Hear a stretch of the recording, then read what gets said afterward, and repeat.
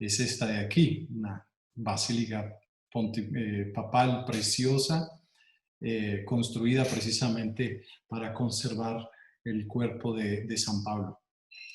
Desde aquí, desde la Basílica de San Pablo Extramuros, el Papa Juan XXIII convocó al Concilio Vaticano II. Así es que, bueno, eso era para hacer un poco de turismo, ya que no podemos salir de la casa. Bueno, muy bien. Me llama la atención primero cómo San Pablo se presenta a sí mismo. En la carta a los Filipenses, si ustedes buscan ese texto bíblico, en el capítulo 3, dice San Pablo, primero, fui circuncidado a los 8 días de nacer. Soy de la descendencia de Israel, o sea, pertenezco al pueblo de Israel. Soy de la tribu de Benjamín. De las 12 tribus de Israel, yo vengo de la tribu de Benjamín. Soy hebreo de pies a cabeza. Soy fariseo en lo que se refiere al modo de entender la ley. Sí, fui un fanático perseguidor de la iglesia. Interesante que reconozca también esta parte, ¿verdad, San Pablo?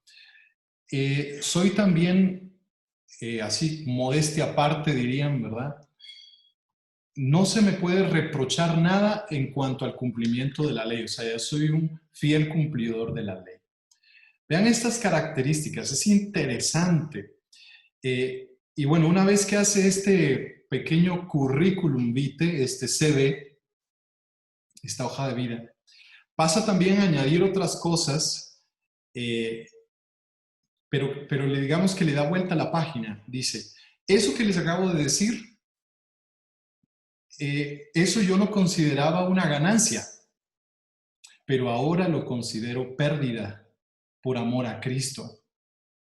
De que si fuera de la tribu de Benjamín, de que fui fariseo, no, todo eso ya es ahora una pérdida, porque encontré a Jesucristo. Eso es interesante.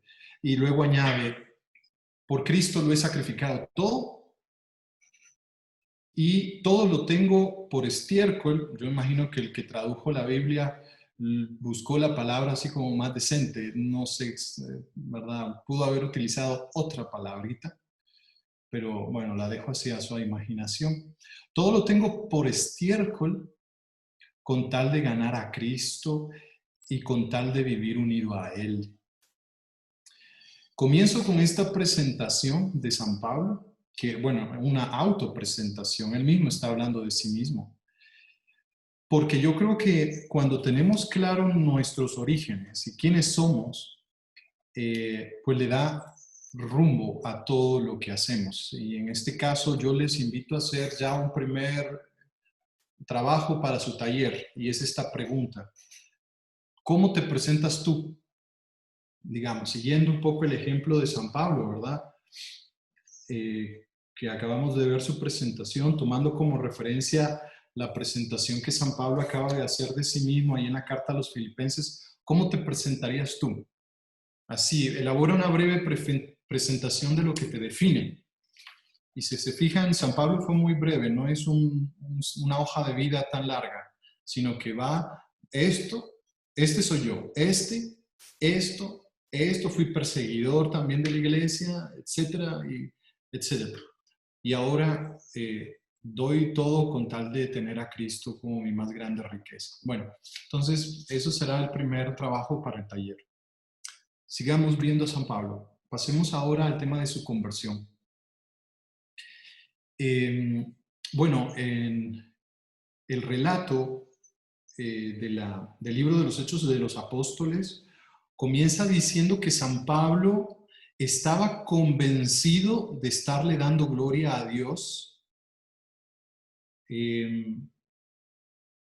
a la hora de perseguir a la iglesia. O sea, él lo estaba haciendo, digamos así, como de buena fe.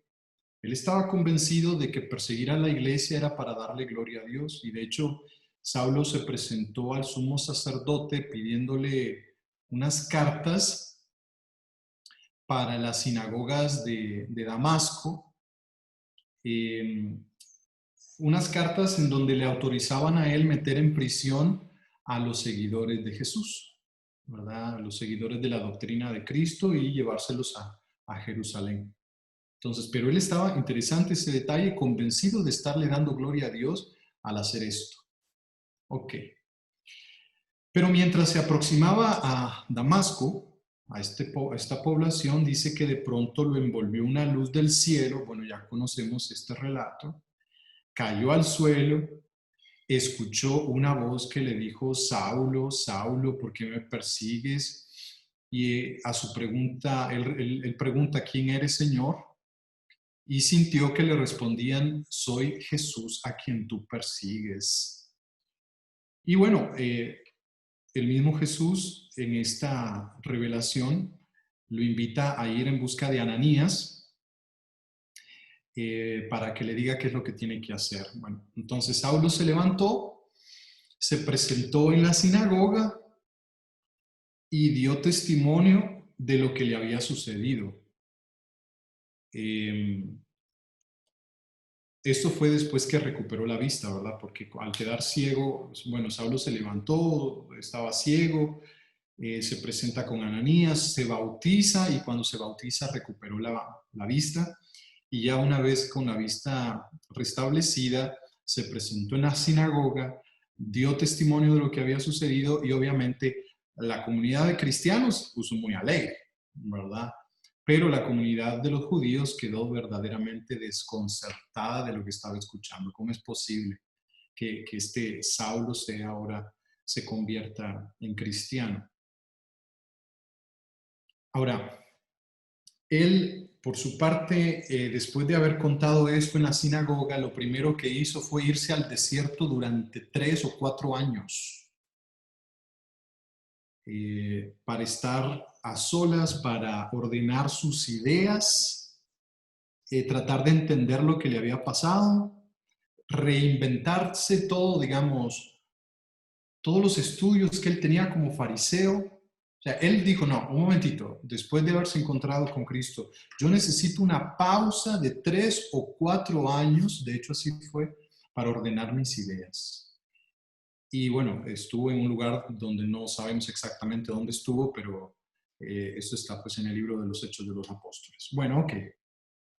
Viendo así, la siguiente, me vienen 2 preguntas más para el taller. Primero, Pablo se encontró con Jesucristo, con Cristo resucitado.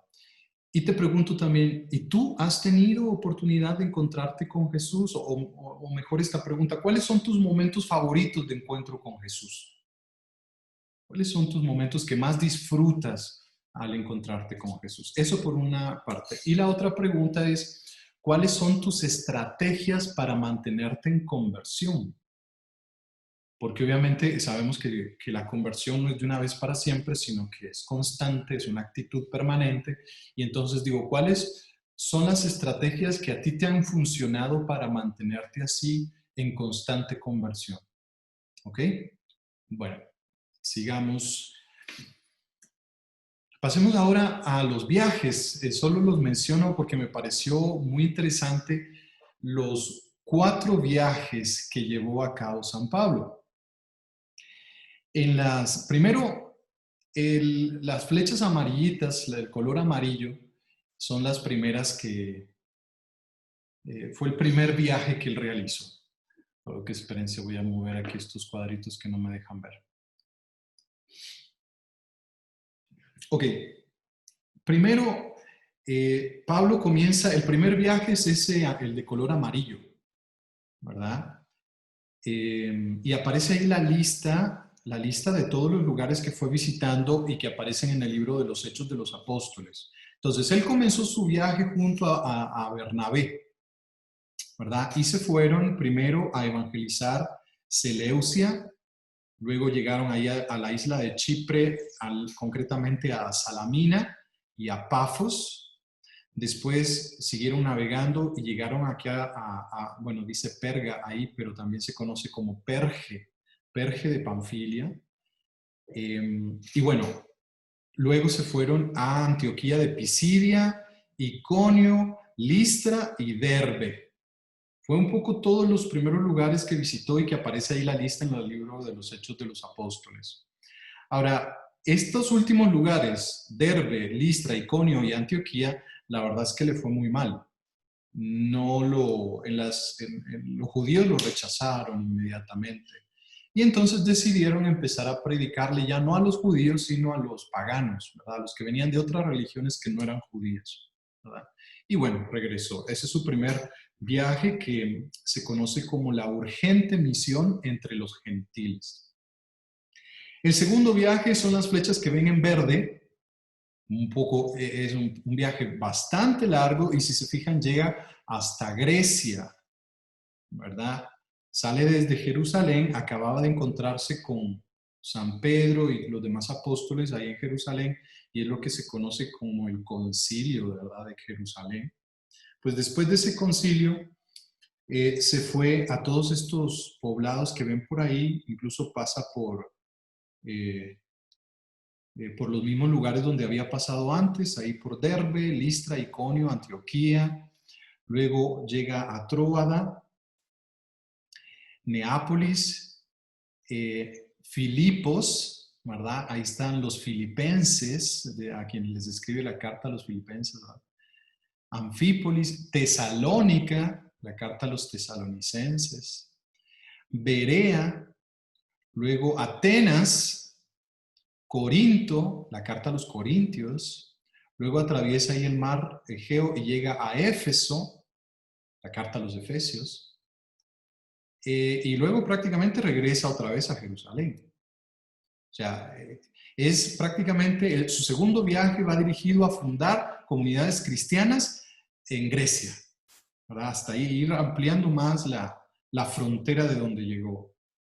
El tercer viaje se parece mucho al segundo, pero el objetivo es distinto, porque ya no se trata de fundar nuevas comunidades cristianas, sino fortalecer las que ya fundó. Y es la que ven las líneas, las flechas que ven en azul, ¿verdad? Entonces, si se fijan, otra vez el recorrido es muy parecido al del segundo viaje. Llega a Éfeso y bueno, recorre otra vez las mismas ciudades porque, como digo, ahora su objetivo es fortalecer las ciudades que ya había fundado. Y bueno, ahí también resulta que estando en Tesalónica y en Filipos tampoco le va muy bien. De hecho, bueno, hay sus cartas a los tesalonicenses y a los filipenses, pues lo cuenta un poco, ¿verdad? El dolor que lleva de que hay gente que no está entendiendo cómo son las cosas, ¿verdad? Y luego finalmente regresa a Jerusalén para la fiesta de Pentecostés. Ahora recordemos que Pentecostés era una fiesta judía que se celebraba cada año, ¿verdad? Entonces, pero después se convierte en una fiesta cristiana. Ok, y por último, el cuarto viaje es el que ven en rojo, que está desde Jerusalén, pero hasta Roma, el otro extremo que ven allá. Pero es el viaje, ya él va apresado, él es prisionero y él apeló al emperador, porque él, como siendo un ciudadano romano, apeló al emperador de Roma para que lo juzgara a él. Y entonces ahí ven todo el viaje, incluso ahí desde la isla de Creta hasta la isla de Malta, ya ahí al sur de Italia, todo ese recorrido hubo un naufragio, ¿verdad? Recordemos, hubo un naufragio y la barca se rompía y bueno, es bien, bien dramático, hasta se lo imagina uno, casi como aquella novela del viejo y el mar, ¿verdad? Bueno, y llegaron hasta Malta.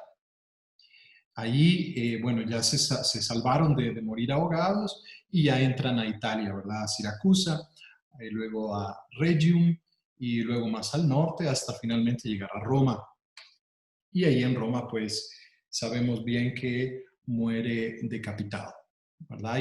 Y actualmente, como les decía, está la Basílica de San Pablo Extramuros en Roma, que contiene el cadáver, el cuerpo de San Pablo, ¿verdad? También está la iglesia, un monasterio, de hecho, que se llama Las Tres Fuentes o Le Tre Fontane, que es el lugar histórico de la ejecución de San Pablo, y luego la sepultura allí en otro lugar, ¿verdad? Así es que, ¿por qué les menciono estos viajes? Bueno, un poco para ver todo lo que está haciendo Pablo. Él va aquí, va allá, alarga las fronteras, dice, no he llegado hasta allá, voy a ir a reforzar las comunidades que ya fundé, ¿ok? Y esto obviamente me inspira a mí y a ustedes y a todos y digo, ¿y a dónde más no hemos llegado? No, así como Pablo hizo todos estos viajes, ¿a dónde nos falta llegar a nosotros? Es interesante el viaje que se ha comenzado entre las redes sociales. Llegar también a ese mundo de las redes sociales y evangelizar desde ahí. Entonces yo aquí hago otra pregunta. Bueno, un ejercicio. Los invito a que dibujen el mapa de tu propia labor pastoral. ¿Dónde has estado? ¿Dónde te ha llevado la misión? Bueno, pensando en Guatemala, no sé, a lo mejor puedes dibujar el mapa de la ciudad y poner, bueno, estuve aquí en la zona 8, luego también aquí en zona 1, en la parroquia que está en zona 21, también fui de misión a Petén, aquí a la ¿cómo se llama? A Melchor de Mencos, frontera con Belice, y también he estado en Carchá y fui a Shela una Semana Santa. ¿A dónde te ha llevado la misión? Dibuja tu propio mapa. Haz un mapa, ponlo sobre la mesa y mira a dónde te ha llevado Jesucristo. Mira dónde te ha llevado la misión. Haz una lista de los apostolados en donde has participado, ¿verdad? Y date cuenta también de tus propios viajes, ¿verdad? Entonces, eso también para el taller. Bueno, si quieren pueden empezar a dibujar ahorita. Ok, hasta ahí San Pablo, está todo muy bonito. Bueno, me falta un detalle más, sus escritos. Aquí solo voy a mencionar la lista de los libros que él escribió y de los que todavía los tenemos, porque se sabe de otros que él escribió, pero que no están, no los encontramos. La carta a los Romanos, la primera a Corintios, la segunda a Corintios, la carta a los Gálatas, en Galacia, ¿verdad? A la carta a los Efesios, a los filipenses, ¿verdad? La parte de Filipos, como les decía, Coloso, en Rodas, los colosenses, siempre en la zona de Grecia. Los de Tesalónica les mandó no una carta, sino dos, ¿verdad? Esos que no muy lo querían. Bueno, a Timoteo también le escribe dos cartas, a Tito y a Filemón, ¿verdad? Que se conocen también como cartas apostólicas. 13 cartas, además de sus viajes, ¿verdad? 13 cartas. Un poco para ver aquí, ni siquiera nos da tiempo de meternos a los contenidos de sus cartas, pero sabemos que son cartas preciosas, en donde él describe su propia experiencia de encuentro con Cristo, ¿verdad? Y va exponiendo también ciertos riesgos, hace algunas advertencias, bueno, en fin, pero para decir, todo el trabajo de escribir cartas, ¿verdad? Que digo, ok, ¿y yo cuántas cartas he escrito? ¿Cuántos materiales, cuántos subsidios para la catequesis, para la evangelización? Tengo también esa pasión de publicar también las cosas que conozco sobre Jesucristo, bueno, en fin.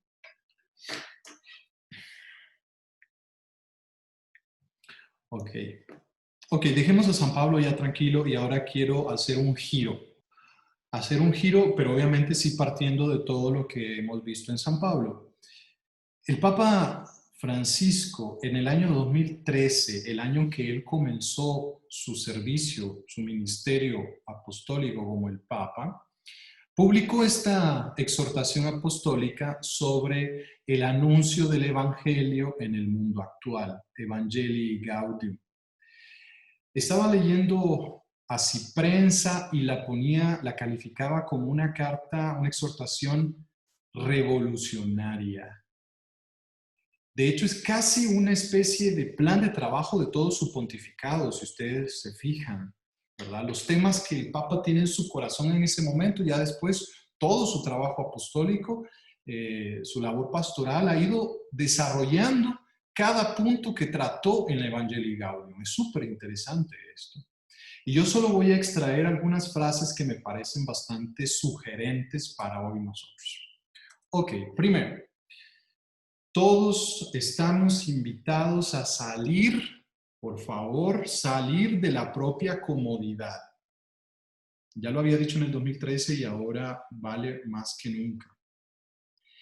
Estamos invitados a atrevernos a llegar a todas las periferias que necesitan la luz del Evangelio. Ya lo dijo, ¿cuándo empezamos?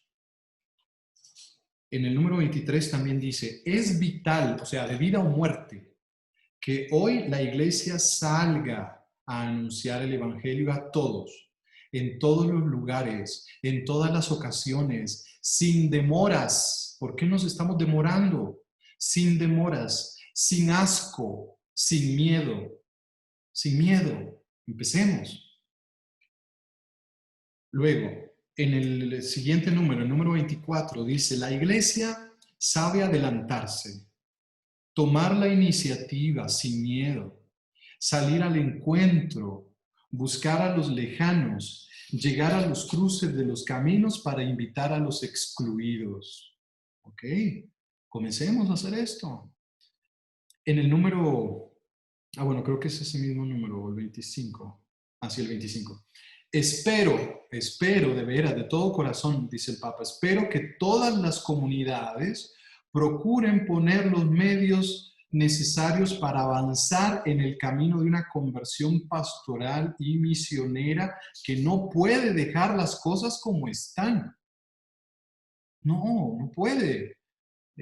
Tanto es así que creo que en el siguiente número lo va a decir de manera explícita.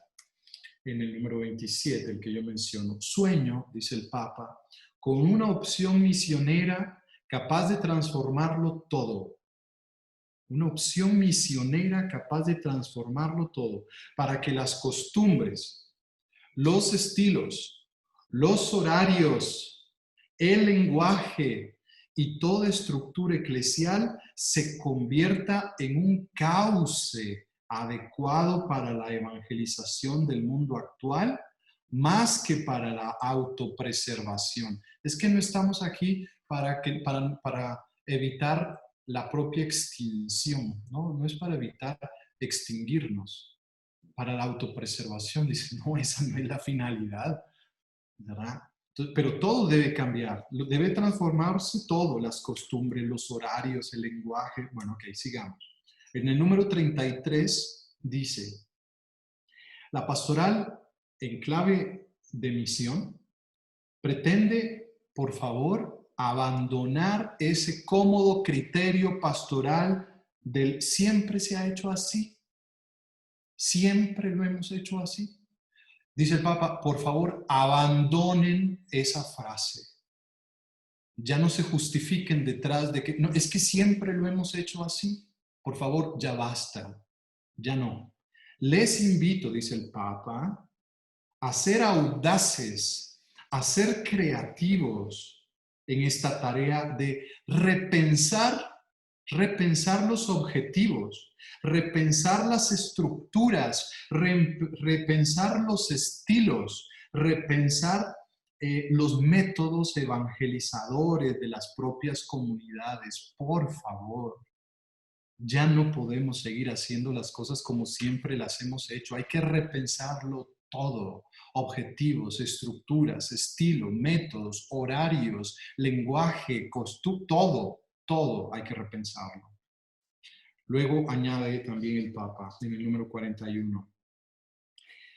Les pido por favor que intentemos expresar las verdades de siempre, porque tampoco se trata de venir a inventar verdades nuevas. No, son las verdades de siempre, pero en un lenguaje que permita advertir su permanente novedad. Porque pareciera que triste es que ya el Evangelio no me diga nada, o no le diga nada a los jóvenes de hoy. No puede ser posible que ya Jesucristo, Dios, ya no sea capaz de decirle nada a la gente de hoy. A veces más bien nosotros somos los que tenemos la culpa de restarle fuerza a la palabra de Dios y a su plan, ¿verdad? Porque somos, pues como somos, limitados, ¿verdad? Y no somos tan a veces apasionados en lo que hacemos, en construir el reino de Dios, en evangelizar. Entonces dice, no, ok, siguiente número, el 46, dice, por favor, la renovación de estas formas de expresión, hay que renovar las formas de expresión, se hace necesaria para transmitir al hombre de hoy el mensaje evangélico en su inmutable significado. O sea, el evangelio no cambia, es el mismo. Pero necesitamos ahora esas nuevas formas de expresar las verdades de siempre. Y dos números más, para no sentirnos tan abrumados con tantas exigencias del Papa. En el número 46 dice, por favor, salir hacia los demás para llegar a las periferias humanas de la existencia humana, no implica correr hacia el mundo sin rumbo y sin sentido, o como decimos nosotros, a lo loco. No se trata de correr a lo loco. Tenemos también que planificar todo nuestro trabajo evangelizador. Muchos de ustedes organizan, yo sé que trabajan organizando procesos de producción en empresas. Sé que organizan personas, trabajan en oficinas de recursos humanos, trabajan en, no sé, en ámbitos de marketing, qué sé yo, tantas cosas. Y digo, ok, y sus empresas les exigen y ustedes se sienten profesionales haciendo bien su trabajo al organizarlo y que salió bien. Ok, esas mismas competencias profesionales hay que ponerlas al servicio de la evangelización, de la misión. ¿Verdad? Y por último, dice el Papa, prefiero una iglesia accidentada, herida y manchada por salir a la calle antes que una iglesia enferma por el encierro, enferma por la comodidad de aferrarse a las propias seguridades. Dice, no, ya basta, salgamos, basta del encierro, comencemos a salir de nuestras comodidades. Bueno, quiero proponerles también un último elemento que esto no lo puse en el documento que les mandé a Lisbeth y a Otto, creo que también lo tenía, sino que se me ocurrió ahorita al final, después cuando vi todo, digo, aquí falta algo importante. Debemos tener un plan de trabajo en tiempos de COVID. Sin duda, de parte de la región nos han llegado esos documentos y le agradezco a Francisco Burciaga estas iniciativas, por ejemplo, de la campaña de Vamos en la misma barca. Porque, queridos hermanos, todas las empresas se están reinventando. Y sí, un poco obligados por la pandemia, pero nosotros tenemos que, sí, por una parte, reaccionar ante la pandemia, pero también reaccionar ante un documento tan provocador como el Evangelii Gaudium y el testimonio de San Pablo. Las empresas se están reinventando y nosotros debemos hacerlo también. Y les propongo 4 áreas que no son nuevas, sino para tenerlas claras. Primero, la fraternidad, la vida de hermanos, de asociación. ¿Qué vamos a hacer en ese ámbito de la fraternidad? Sí, llamarnos por teléfono, ver que nadie le falte lo necesario, etc. Segundo elemento que debemos trabajar, la oración, el encuentro con Dios. Tercero, nuestra formación. Y cuarto, nuestros apostolados. ¿Cómo va a ser nuestra fraternidad en tiempos de pandemia? ¿Cómo va a ser nuestra oración en tiempos de pandemia? ¿Cómo va a ser nuestra formación en tiempos de pandemia? ¿Y cómo van a ser nuestros apostolados en tiempos de pandemia? He visto restaurantes que se movieron a la modalidad de llevar su comida a domicilio. Okay, se reinventaron. Los supermercados pusieron muchos de sus productos para ventas en línea, a través de la web o una aplicación. Hasta hace poco, y yo quería incluso mandar a comprar 1 litro de helado, vi la publicidad de Gelatiamo. ¿Han probado los sorbetes, sí, los sorbetes, los helados de Gelatiamo? Deliciosos ustedes. Bueno, ya tienen servicio a domicilio. Pero digo, ¿y cómo? Si el helado se me va a derretir. No, no te preocupes, tenemos empaques isotérmicos. No te preocupes. Y el empaque isotérmico te va a llegar el helado sin derretirse. ¿Ok? Si las empresas, el comercio se mueve de esta manera, digo, y nosotros como asociación, como parte de la familia salesiana, ¿cómo nos vamos a reinventar? ¿Qué más vamos a hacer? En estos 4 aspectos, en el aspecto de la fraternidad, de la oración, de la formación y del apostolado. Por ejemplo, si brindamos servicios educativos a través de un colegio, por ejemplo, tuvimos por fuerza, que pasar a las aulas virtuales y hacer videollamadas y entrar en este mundo del Zoom y del Google Meet y del no sé cuántas más formas. Ok. Pero hay una parte que está quedando un poquito rezagada. Los servicios pastorales. ¿Cómo hacemos ahora para dar catequesis de primera comunión en nuestras parroquias? ¿Cómo vamos a hacer para dar catequesis de confirmación? O las charlas prebautismales, o los jóvenes que se preparan al matrimonio, las charlas prematrimoniales, ¿cómo vamos a hacer? Los servicios pastorales, ¿verdad? Una manera que pienso yo también desde el mundo laico que podríamos implementar, y bueno, aquí van a disculpar porque todo lo que estoy haciendo ahora es generar ideas, provocar un poco ideas, ¿verdad? Voy a dejar de compartir la pantalla porque... bueno, no, espérense. Deja de compartir. Ok. Quiero mostrarles un par de páginas webs que me llamaron mucho la atención como iniciativas que surgieron ahora entre el mundo laico, no entre los cooperadores, no. Vamos a ver. Aquí está. En Guatemala, ¿vieron esta página web, esta iniciativa, elamorencaja.com? Vean ustedes, las empresas, dice, ayuda a miles de familias guatemaltecas a quedarse en casa y salir de la incertidumbre. Dona hoy, elamorencaja.com. Gracias a Corporación Multinversiones, a CBC, a Claro, a Banco Industrial y Supermercados La Torre. Con el apoyo de un montón de empresas más, Guatevisión, Prensa Libre, Rotarios de Guatemala, etcétera, Telus, 3M, etcétera. Entonces, y aquí te dicen, mira, dona ahora, ¿cuánto quieres donar? Aquí están los botones de donación, ¿verdad? Y lo que aquí están las cuentas, juntos saldremos adelante, bueno, preguntas frecuentes, ¿en qué consiste? ¿Cómo seleccionan ustedes las familias que van a salir beneficiadas después? ¿Verdad? Etcétera.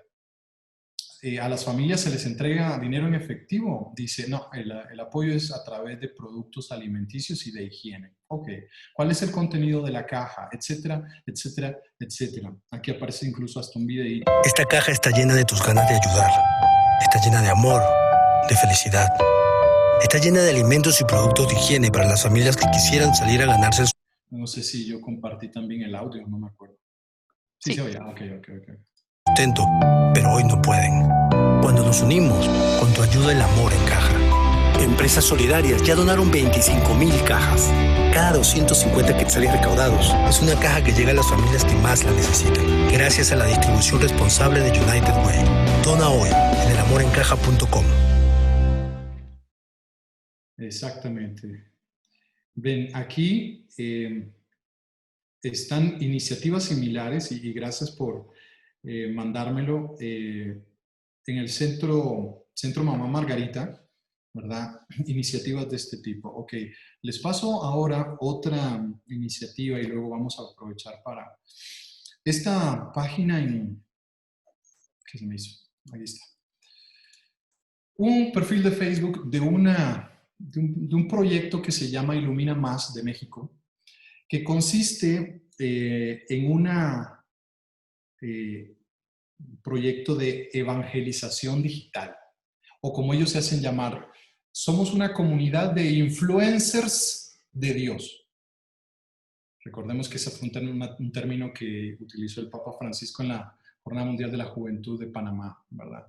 Le llamó a María la influencer de Dios. Dice, bueno, nosotros también queremos ser influencers de Dios.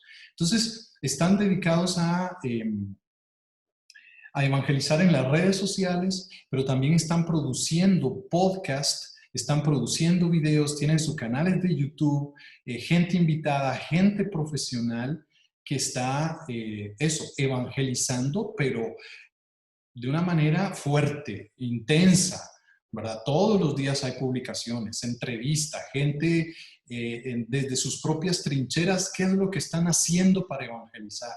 Programas en vivo, webinars, música católica, en fin, un montón de iniciativas. Ilumina Más. O sea, proyectos de esta naturaleza, por ejemplo, ¿verdad? Voy a... bueno, y solo antes de pasar la guitarra, también hay un videito por aquí de Papa Francisco que creo que es muy breve y también puede ser muy sugerente.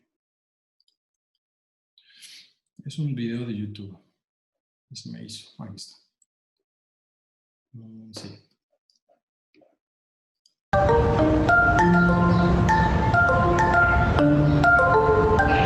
Queridos hermanos y hermanas, ustedes están trabajando, viendo el modo cómo servir mejor a los demás. El título es subjetivo, conversión a la diaconía social, es decir, a darme cuenta que tengo que servir a los demás.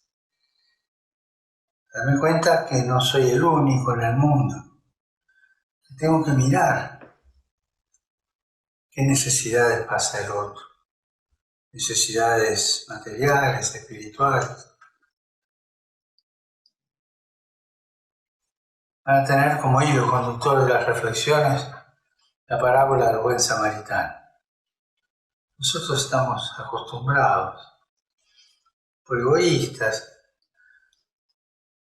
a pasar de lado, incluso a no ver al que sufre, o mirar para otro lado, como el levita y ese sacerdote pasaron. Tuvo que venir uno que no era de la religión de él a ayudarlo. Jesús con esto nos pide que seamos nosotros servidores de los demás como ese hombre, el buen samaritano que no sabemos cómo se llamaba, un anónimo.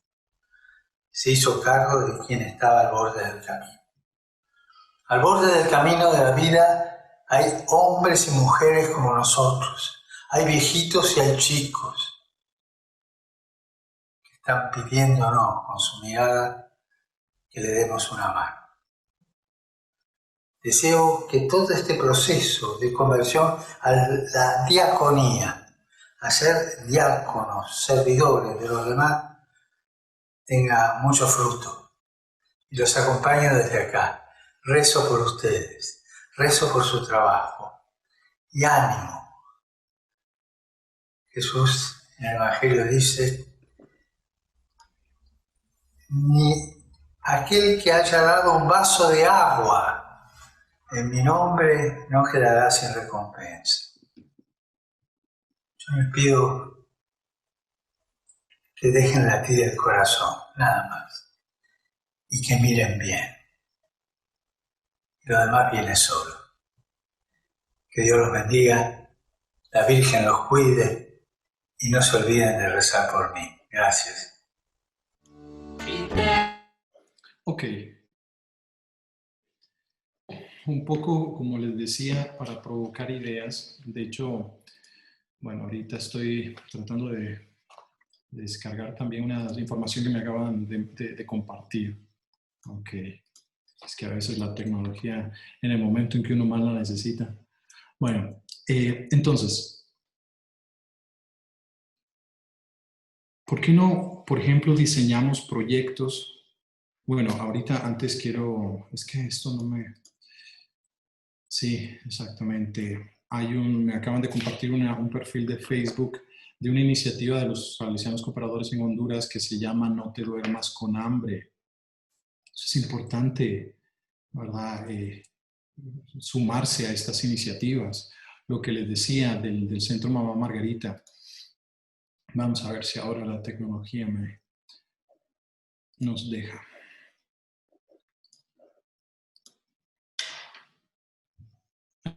Ahí está. Somos en las Semanas de la Caridad de San Vicente de Paúl. Hemos llegado a 250 familias, 150 en Chisec y 100 familias de la zona 3, supongo que de la ciudad de Guatemala o de Carchá. Bueno, creo que de... Okay. ¿Perdón? La iniciativa es de Centro Mamá Margarita de Guatemala y hemos llegado a distintos lugares de todo el país. Ah, ok. Luego, ¿quieres ayudar por una familia menos con hambre? A seguir sonriendo, Centro Mamá Margarita. Buscamos llegar a los niños de las familias que hemos apoyado para que sigan jugando, sonriendo y brillando. Y bueno, aquí, ¿cómo puedes ayudar? Con comida, galleta, frutas, dulces, juguetes, apoyo económico. Para realizar tu donación económica, comunícate con nosotros y ahí están los contactos, ¿verdad? Ah, bueno, sí, ese link del Facebook era lo mismo, ¿verdad?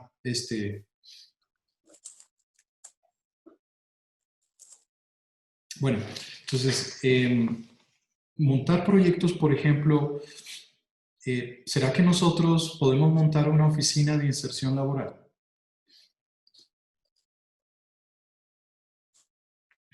En este momento no tienen, o no solo para los chicos, también algún salesiano cooperador. ¿Podemos montar una oficina de inserción laboral? Este tipo de iniciativas, por ejemplo, de ayuda humanitaria, a seguirlas haciendo. Podemos también nosotros comenzar un proyecto también de evangelización digital, de ponerle fuerte, de ponerle bonito, de producir podcasts, de producir materiales de evangelización a través de las redes sociales. Ok, ya lo tenemos, dicen por ahí. Luego, podríamos involucrarnos en organizar, por ejemplo, misiones juveniles de Semana Santa o de fin de año. Nos podemos involucrar, por ejemplo, en el voluntariado misionero salesiano o en las escuelas de verano. ¿Se recuerdan de los programas Vacaciones con Don Bosco, Vacaciones Sejusa, del Centro Juvenil Salesiano? ¿Qué más escuelas, verdad, de verano, ese tipo de iniciativas? Luego, aquí también hay otra cosa importante y es que ya debemos identificar, por ejemplo, cuál es nuestro público meta. Bueno, ahí los que son ahí más profesionales en estos campos pueden ayudarnos más y mejor. Por ejemplo, si decimos los jóvenes, así en abstracto, pues sí, trabajemos por los jóvenes. A mí me gustaría más que me dijeras, mira, vamos a trabajar por fulanito de tal, por fulanita, por fulanito. Es decir, jóvenes concretos, ¿verdad? No jóvenes en abstracto, la juventud en abstracto, sino una lista de jóvenes concretos. ¿Cuál va a ser nuestro público meta? Por ejemplo, podríamos buscar a los chicos que lustran zapatos ahí en la zona 8 por el Colegio Don Bosco y en toda esa calle que está entre el Colegio Don Bosco y la Parroquia La Divina Providencia. Podemos ir a buscar a los chicos que venden dulces y chicles, por ejemplo. O vamos a atender, por ejemplo, si es un campamento de verano, a los estudiantes o alumnos de los colegios que terminan, por ejemplo, colegios públicos, ¿verdad? Colegios públicos, instituciones públicas, para proponerles campamentos de valores, por ejemplo, de liderazgo social, de liderazgo político, ¿verdad? Que serían todas iniciativas desde, pues obviamente, iniciativas laicales. Obviamente, para esto también se necesita dinero. Y aquí, vean, yo quiero, me parece que deberíamos presentarnos más como una asociación nacional, porque yo entiendo que cada centro tiene autonomía, pero es que cada quien se está espantando sus propias moscas. sea, en cambio, si presentamos la asociación en bloque como país, podemos aplicar, por ejemplo, para proyectos de ayudas internacionales a partir de las personerías jurídicas de la asociación, ¿verdad?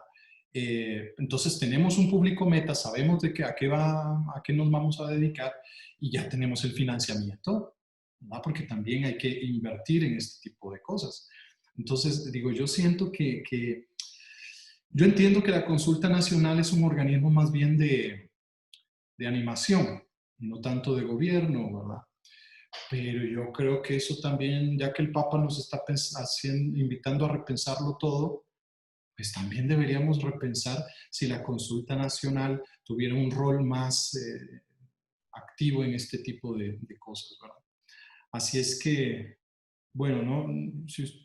Llego hasta aquí, movido un poco por San Pablo, por el Evangelii Gaudium,